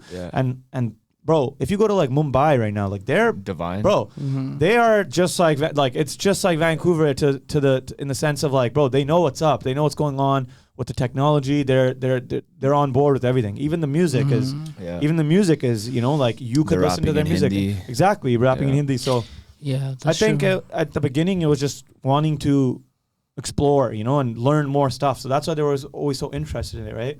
And now I feel like it's just kind of equal to the point where like everyone's just. It's the culture's for everybody. And then I feel like at the end of the day, like Indo-Canadian kids, we grew up listening to all rap. Yeah. Punjabi what else? And English. I think like our music was so like upbeat and like that sort of style that we resonate more with. And then when we got here, you're trying to fit into whatever is going on over here. And it's like, what did we grow up listening to? 50 Cent. Like fucking a bunch of brown kids grew up listening to 50 Cent. The Game. Fucking idiots. Like Tupac and shit. We were like Tupac. I'm way too white for this. Bro, Tupac is an inspiration for 70% of brown kids out there, man. 100%. Like, Dan's like, I can tell. I can tell, yes. Yeah, he's like, I can fucking tell. It's just, the main thing was just wanting to kind of like be a part of it as well, No, that is a good question though, because we do resonate toward that style of like culture and rap, and like we're really heavily influenced by it. By Black 100%. Culture, we talked about that before once, But even like talking about the Hindi rap, like stuff like that. Like, did you hear the Aujla and Divine new album? Yeah, it was pretty good. Man. Yeah, pretty. But a lot of people are giving the Divine guy saying like, oh, he ruined the album. Wait, and stuff whose like album that. was it? Aujla and Divine. Did he just drop? Yeah, with he Divine. just dropped. Oh yeah. fuck, I didn't get that. I love Corn Aujla's last project. He's so good. Last one was crazy, so I'm excited. But what were you saying? What's so the take Divine is a Hindi rap artist. We actually met him. He's massive in India. Yeah. Oh, his name's Divine. Okay, okay, gotcha. We actually met him like 4 or 5 years ago. Yeah. We were in at 5X Festival. Oh, okay. And we were in the bathroom stall. Yeah. And what are you guys up to back there, man? I want to hear a little bit more about that. Because you know what's crazy is like we were supposed to do a podcast with this guy, right? Like I was emailing his team, everything, whatever, right? He said it wasn't gonna work out. They weren't there for enough time. Blah blah blah. Typical shit, right? Yeah. So whatever, and I see this guy in the washroom, right? And I was like, yo, this is the fucking guy. Right? Call him out. I called him out. I was like, yo, like what's up, bro? I was like, yo, join the fun. I was like, yo, you're the Divine guy, right? And he's like, yeah. He's like, I'm Divine, right? And Caught you, bro. And then now he's like having this album out, but a lot of people it was cool. I think I did not mind his rapping on there, to be honest, as much as people have made it seem like he ruined it. How long has he been doing this thing? Wow, bro, that was like 4 years ago. That was 4 years ago. Okay. So he's bigger. He's bigger out there. Was he big as in like he could have got on a big artist? They had him like at 5X. They had him at 5X, yeah. But he wasn't. Was he big? He was like. Because now I'm guessing he's big because if he's on Cornell. The thing is, he was big in his. He's big in India. Yeah. He's big in India. Okay. He raps in Hindi. Yeah. So like that culture resonates with it. It's very like. So this album is Punjabi Hindi. Yeah. Damn, I don't even think I've heard something like that before. I think it's genius. That's pretty good, man. fucking smart, bro. He's tapping into a whole different fucking audience. Dude. And this is like what we were talking about earlier, man. Is like, that's an idea I would like I would tell homie Shali to fucking do that. Yeah. Shali actually speaks like fluent Hindi, I'm pretty sure. Yeah. So he could literally go and do like a 2-side album where it's like Punjabi and Hindi, you know, and like I honestly think that's smart. Yeah. I can't speak on the music because I haven't heard it yet. It's good. Definitely check it out. It's good. I thought it was. Aujla's fire with his tracks. Like his lyrics are. He fucking went off. See, like he went off on this album. This is like a good point. Like, look, some people are commenting, "Oh my god, like now this sucks." Like it's like they're expecting Corn Aujla to do more of this. You know? It's like he's just trying it out. You know, so it's for the people who really like it. Yeah. If you don't like it, here I got tons of other music. You know, and that's why you got to be like versatile, bro. Like you got to really like. Try, bro. I'd be singing like country music at home, fucking, like fucking trying like falsetto, like high pitch shit. But that's a true musician and artist. Yeah, exactly. Their minds are open to everything. Yeah, because now there's a style of country rap too. Yeah. Oh yeah. There's like some guys in Texas. Hip hop country now, bro. It's like killing it. Who's that one guy really killing it? Morgan's fire. Morgan. What is it? Wallen. Yeah, he's fucking fire. Yeah. Like a brown guy like us. Like you know, you could get as Surrey Jack as you possibly can. Turn that shit up. They'll be singing that shit too, bro. They'll try to play it off for a bit. They'll be like, "Oh, what is this?" And the next thing you know, they're like, "Oh shit!" I can't relate, bro. I've been listening to country music since high school, man. Yeah. No, I never got into it like that deep, but when I heard this guy, I was like, okay. Even my homies were like, "Yo, it's fire." I'm actually curious. Dan, what style of music do you listen to? Take me for an AC/DC kind of guy. No. Just every once in a while. Chili Peppers is a big influence. Dope. Like 182, Kings of Leon. Okay. You know, white kid stuff. I haven't heard of a couple of those. Yeah. Like I'm always trying to expand my music, man. Yeah. Like, expand what I listen to. So. You never got into rap? No, not really. No. There was a time in like grade 7 where it was like Nelly or like Nelly. Dude, we're talking like 2000. That's crazy. It's cool if we take like a 2-minute. Yeah. A little hot. Yeah, it is hot. It is hot. I feel it. But yo, Nelly, I remember. Fucking who else was it back in that era? Nelly, Usher was big then too. Man, Usher is fucking doing it, man. Usher's back in the mix, man. He fucking put himself right there, man. Yeah. He's doing. You can pop just the door. pop. Yeah. No, you just pop the door open. And then you get some fresh air then. Did RHT Bains score? Oh fuck! No way. Any points? What's the score? Dan, you good? Yeah, I'm good with that.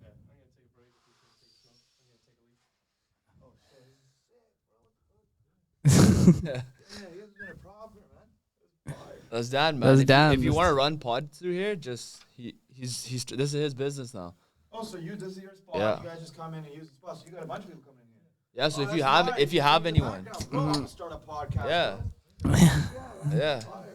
Promote it, man. If you have, what's it called? Speakeasy Speakeasy podcast. Shout out to Speakeasy Podcast. Dan's gonna go take a leak. No way. When? Oh, like here? The lifestyle like that we see growing up that rappers are living. It's attractive. Definitely.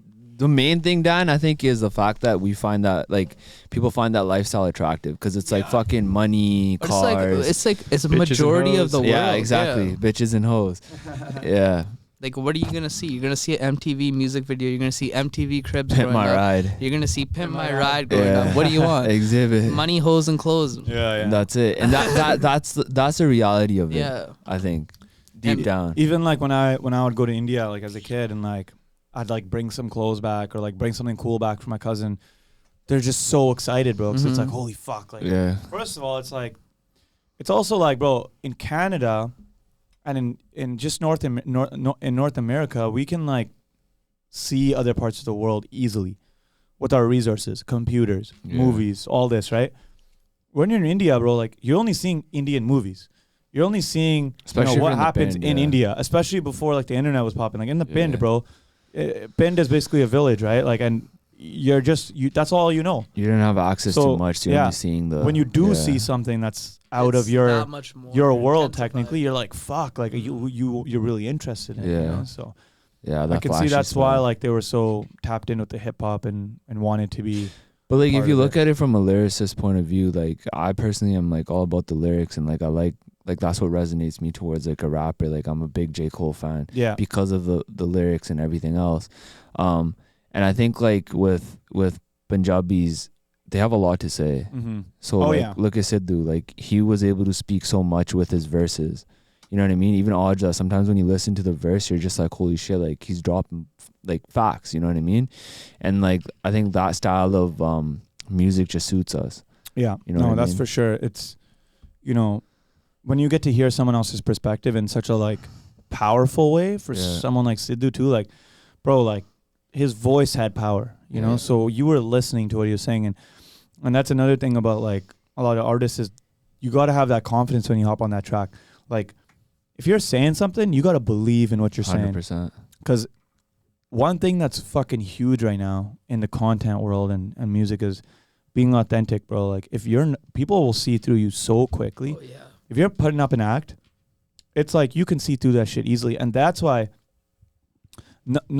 nothing against this style, but for a lot of rappers I see that portray, like I'll know somebody that's nothing like the music they make. And it's like, bro, it's not that I'm against you or your music. It's I can't tap into it knowing it's not true. You're not about knowing that you're not even close to that, you know?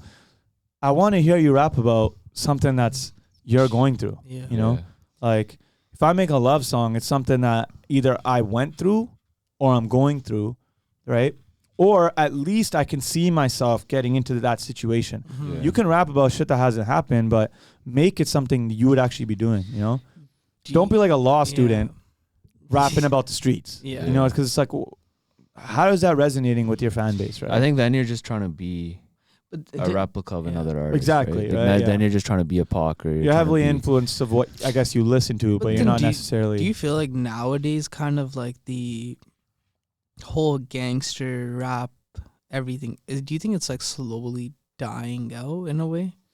Because you can see through it more now on social media if you're not really about something, but then at the same time it's like, okay, if you're rapping about this and you're actually doing it, you can go to fucking jail, you know what I mean? Like something like, do you feel like now that it's so, everything's so out there, so in the open, everybody can see through everything, that it's kind of like taking a backseat to what like the 90s and 2000s were?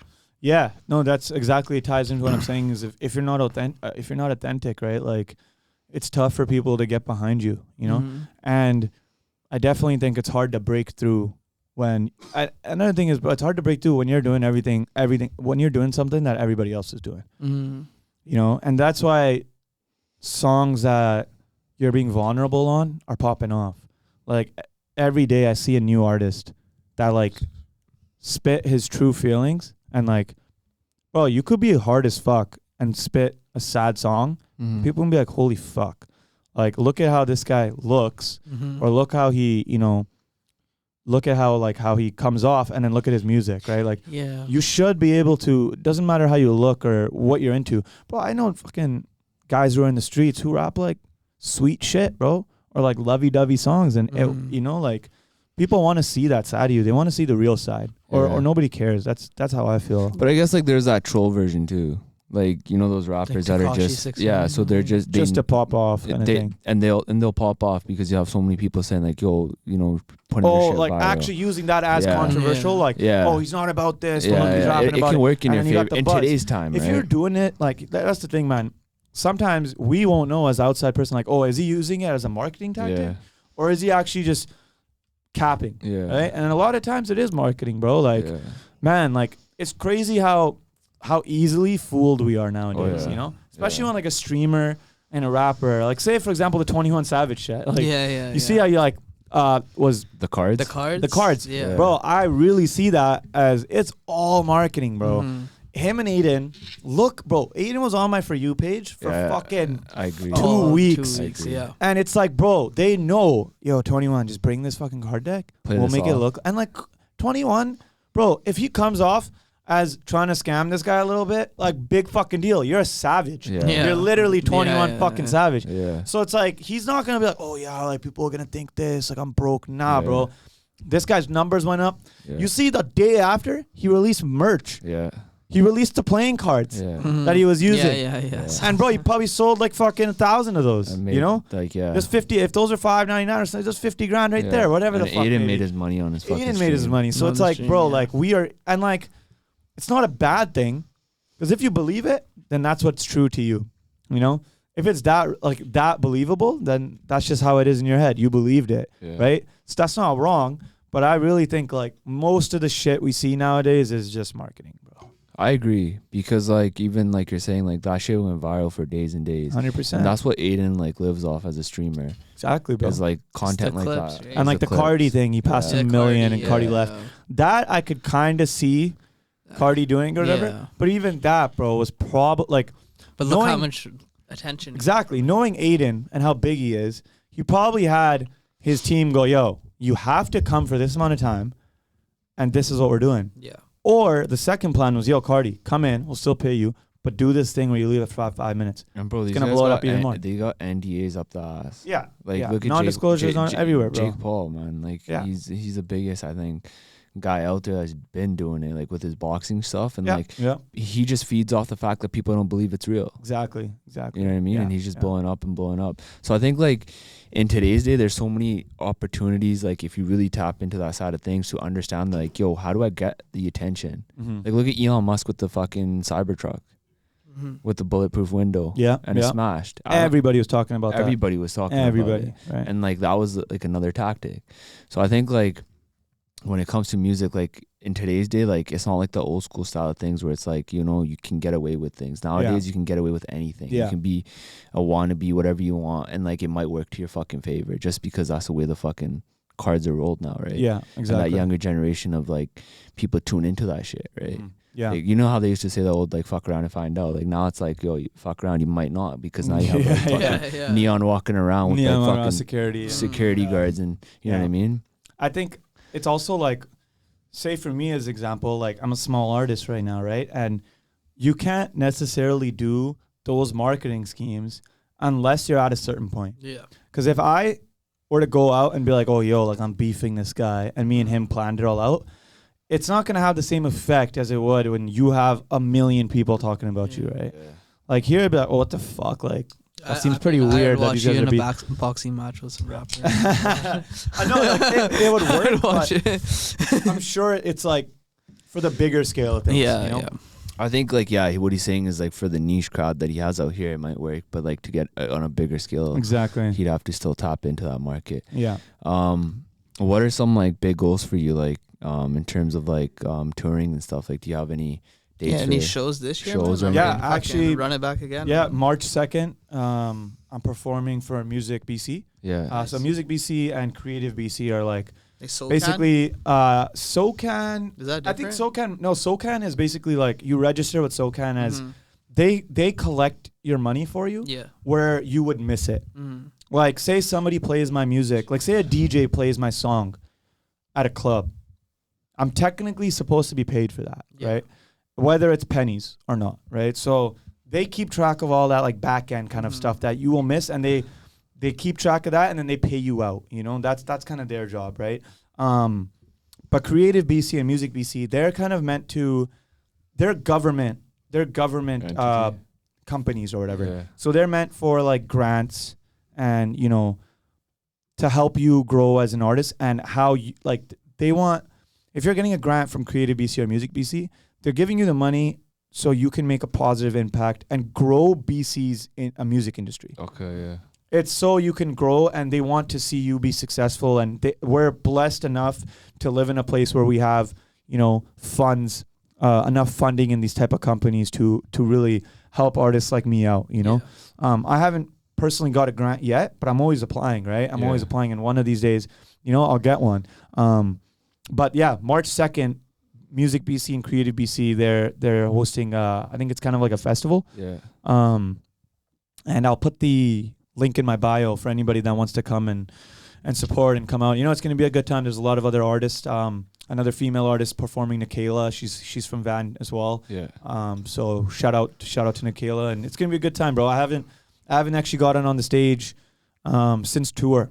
I think I did one performance on Halloween here. Yeah. But it was very small, so I'm excited to get back on the stage. But as for 2024, shows kind of come along as we go. Yeah. You know, so I usually get like a month or two notice. So I'm always pretty good with like telling everybody, you know, this is what's going on. But a goal of mine is definitely to get to the point of having my own tour, you know. Yeah. And I don't think I'm there yet. Yeah. But I think after, you know, like I said, I'm releasing all year. I'm going to be fucking dropping music like no tomorrow. Mm-hmm. And the more I drop, the more chances of more people listening and getting a bigger fan base, right? So I think a goal for 2025, what I would say, is having a small tour. Yeah. Maybe going around Canada. That's dope. Going like Calgary and, you know, Winnipeg and Toronto. And how important is that for an artist, like, to perform and get out there? Is that like a big... Well, that's basically where you get most of your revenue from. Like, obviously streaming is... I would say streaming is a good competitor of where you're getting revenue from, but touring and performances is your main source of income for artists, right? Like, if you're at the scale of like Drake or whatever, like, think about it. He's doing LA like 3 times on his tour. He's doing like Vancouver twice. He's doing cities like 4 times, right? Like, and he's getting paid. That revenue is going straight to you. Obviously, after expenses and paying out the venue and everything, that's your biggest chunk of money, you know? Like, some of these shows, like, you know, not getting into specifics, but like some of these shows will pay like $800 in Surrey, or in Vancouver they'll pay like, you know, $1,000 for like a 30-minute set. Like, you're giving up a small amount of time for a big amount of money, right? And that's the best part. Not the money. The best part is performing, bro. I think you can ask any fucking artist, you know, unless you have stage fright, like that is your fucking bag, bro. To be up there and to just like be in the moment. Like, when I'm on stage, bro, like say the Fote show, Vancouver. Yeah. Like, being on the stage in your home, like hometown, I still say Vancouver is the hometown, because like where else are you going to perform in Surrey, right? Like, performing at a venue like that, not even Bear Creek, go to the fucking Midla, right? But like, you know, that's it right there for me, bro. It's being up there for 30 minutes feels like I was there for a minute, because it's gone so fast. But like, man, that energy that you get from being on stage, one show is enough energy for me for the whole year. Yeah. Like, I will be good. Every moment that I'm going, oh, fuck, bro, like, not doing so good, I go, bro, remember you were on fucking tour with Fateh? Yeah. Remember you were on stage and all of these people were singing along to your music? But like, even I see that because I've seen you perform before, and like, you know how to bring the energy, command a room. Mm-hmm. Like, even we're in Pierre's, we're all there. And, you know, not all of the people were even there. Some people were there all day just to party on a Sunday night. I'm talking to them like, oh, you here for the show or whatever. They're like, oh, like, what show? Or I was like, yo, like, go check it out, right? Then you got their attention, right? And that's hard to do. And like, how do you get that? Have you always had that confidence, or did that grow? Yeah, honestly, personally, I've never felt nervous going on stage. Mm-hmm. Like, I post on my TikTok sometimes, like, you see these videos of me as a kid, and like, I used to do like all those like hall party performances, and like do the bhangra, and like I'd fucking mix in some Soulja and crank that and shit. I went as far as like one time I performed and I had baby powder in my hand. Like LeBron. I put baby powder in my hand, and then when I did the Soldier Boy dance, and he goes, you. Yeah. I went. all this fucking smoke. Everyone's like, oh shit, bro. Like, what the fuck was that? Yeah. So I've never been scared to like fucking just go out there, bro. Like, you know me since school, so it's like I've always just been like myself for one, and I've always been able to just fucking talk to anybody, bro. So I got no problem going on stage and be like, what the fuck's up? Like, let's fucking go, bro. You guys here to fucking have a good time or what? Like, let's go, make some noise, right? Like, it's my natural state to be on stage. So I've never dealt with any type of like nervousness and like crowd control. Like, after all this music stuff, after I've done what I want to do in music, my kind of thing is going to be like, speaking, public speaking and motivational kind of, like TED Talk vibes. Like, I want to go in front of a bunch of people and motivate them. And right now it's hard for me to do that because who's going to listen to somebody that hasn't really done too much? Like, I've done great things, but not to the scale of where you can affect a crowd of like a bunch of people, because you need accolades for that. Honestly, like, you can't just go say a bunch of stuff and then not have stuff to back it up, 100%. Right? So when I get to that point and I've done the touring and I've broke records on like platinum records or whatever, all the things I see in my head I want to do, after that, my thing is going to be public speaking, like affecting a crowd and getting them. I want to see that shit in the younger generation, bro. I want to see everybody win. And it sounds stereotypical and shit, but bro, I want to see everybody fucking win, man. Like, 100%. I want to see people doing good. And like, as a kid, I didn't have that. Like, older I was very easily pushed around, I could say, as a kid, through high school and like this, that, and like, I let people kind of like get to me as in like, yo, like, you shouldn't be like that, change.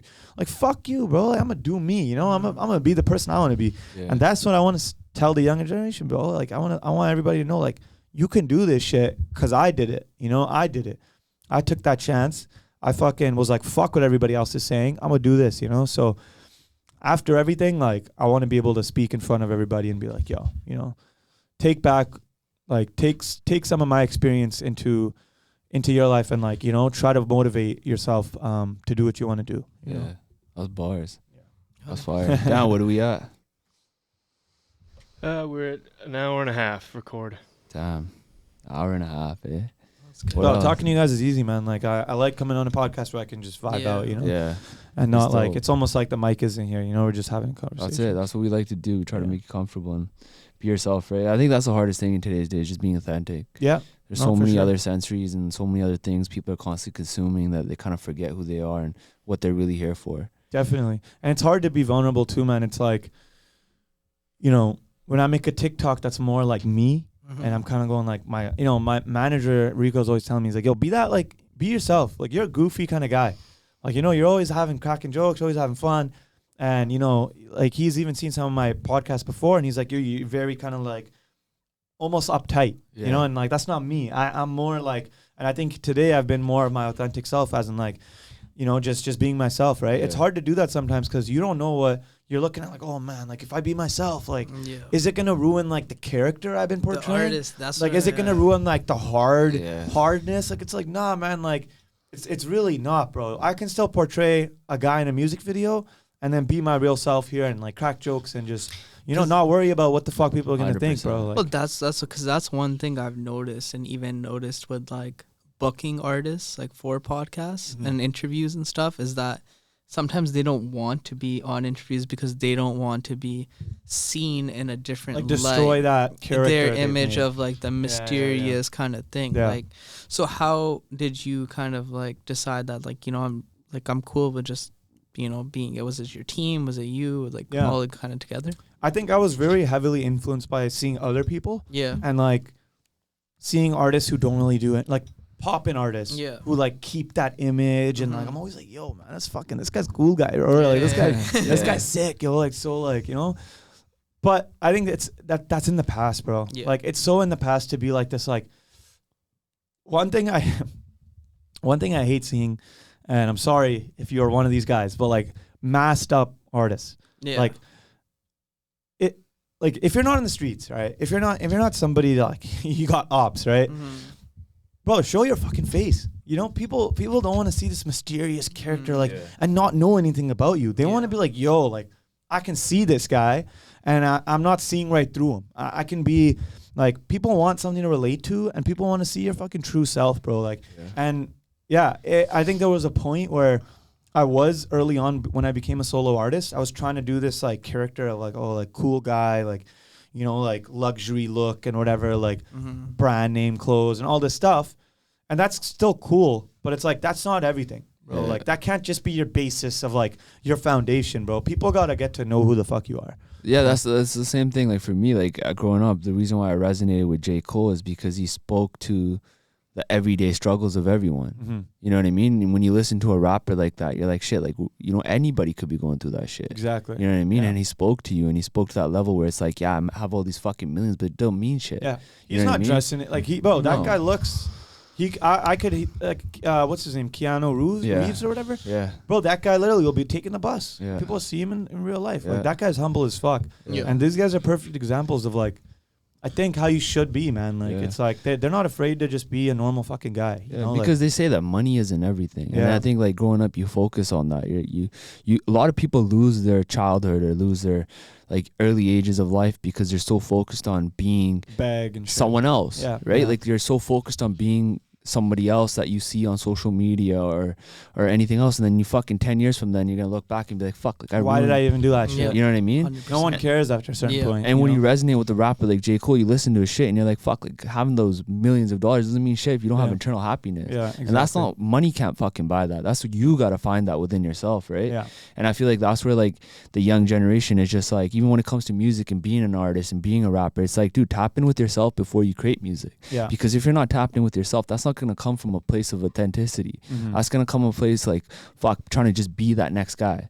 Everybody's that next guy. You know what I mean? There's a million guys out there that are that next guy. There's a million songs getting uploaded to Spotify every day. Exactly. So you gotta find yourself before you can create that sort of music, and then somebody will fucking resonate. And then you'll have masses fucking showing up at your concerts, showing up at, you know what I mean? Like you said, like not everybody needs to be masked up and like try to portray that lifestyle, because not every rapper is portraying that lifestyle. Exactly. You know what I mean? Yeah. And another thing is, bro, like you're not gonna get good music unless you know yourself, you know?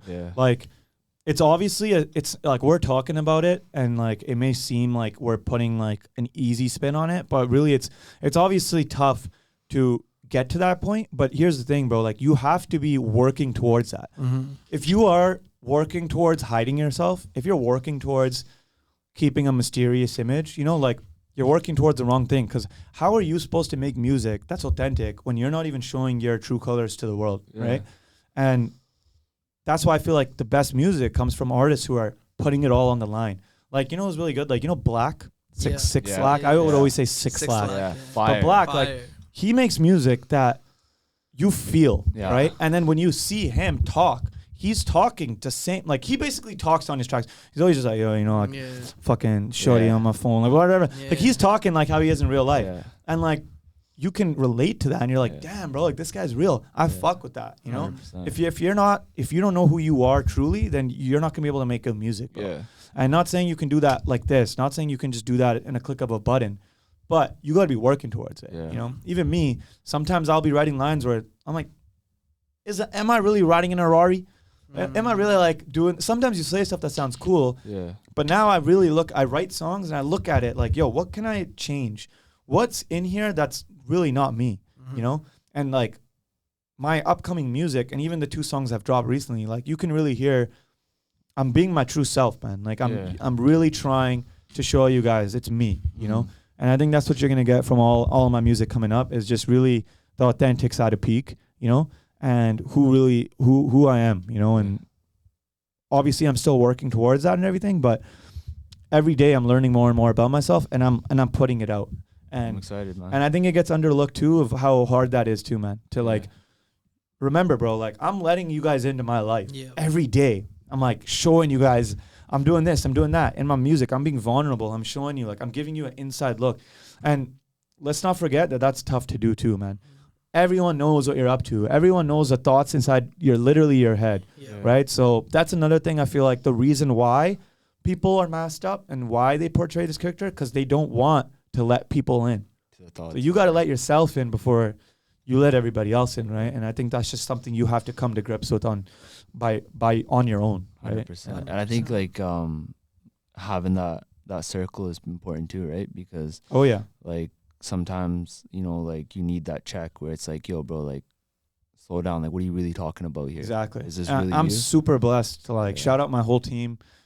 Super blessed for the people around me, man. Cause like, I swear, like they really shape who you are, you know? And like, you know, I hear this saying more and more is like, you are what your 5 closest friends are. Yeah.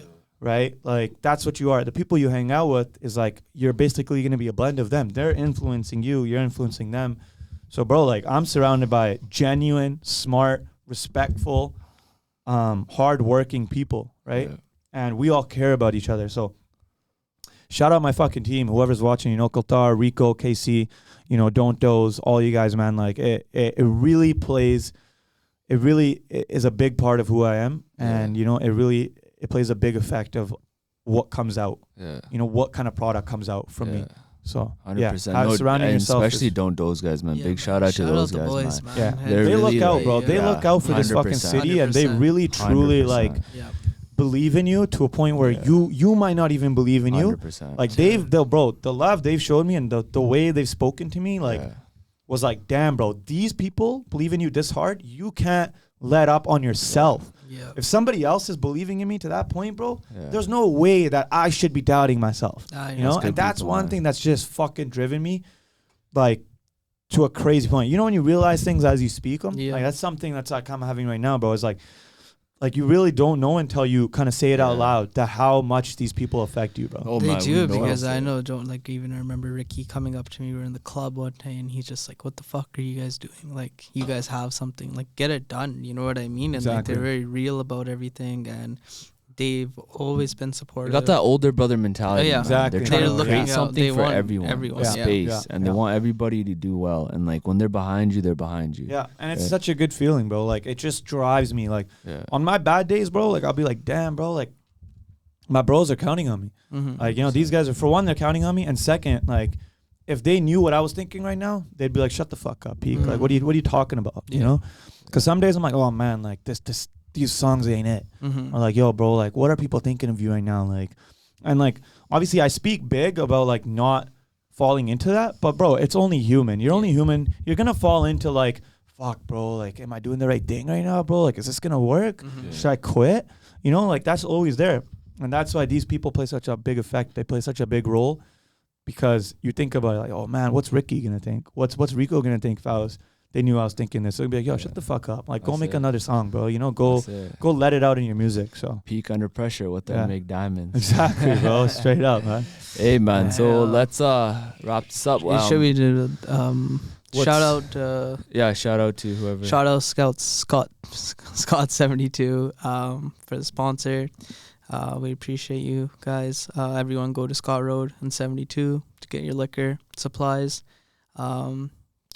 Shout out Scott, bro. Shout out Scott. And then we always end off. What's advice you'd give to an artist, a young kid that's starting off, or anyone? And then just plug in your Instagram. To anybody starting out, honestly, like, it's gonna sound stereotypical, but just be yourself, man. Like, don't let people push you around. You know, don't let people get into your head to the point where you're making decisions based off other people's opinions of you. That's the best thing I think I could give you. Is one thing I've learned is I've done that. I've let people get into my head and put certain thoughts into my head, and you know, and it doesn't work out. You know, it doesn't work out. At the end of the day, you're gonna look back and be like, fuck, I wish I did that my way. Yeah. I wish I just went with my gut. You know, so don't feel afraid to take risks, right? And be your authentic self, man. That's probably the best advice I could give to a younger version of myself, or, you know, to somebody who's watching this that's starting off. And I'm T6 Peak on Instagram. You can find me on Spotify under Peak, Apple Music, YouTube. I've got tons of music videos out. I put in a lot of work on my music videos. So, you know, it'd mean a lot for me to it'd mean a lot to me if you guys check those out. And more on the way, man. I'm always gonna be releasing music, got new content on the way. Go check out the 99 Reasons documentary. It's on my YouTube. Shout out my whole team. Appreciate fucking Bains and Beers for having me, man. It was mad love. Thank you for coming on, man. It was a good time, man. Yeah, appreciate you guys. We're the Bains and Beers. And we're out. Peace out. Whew.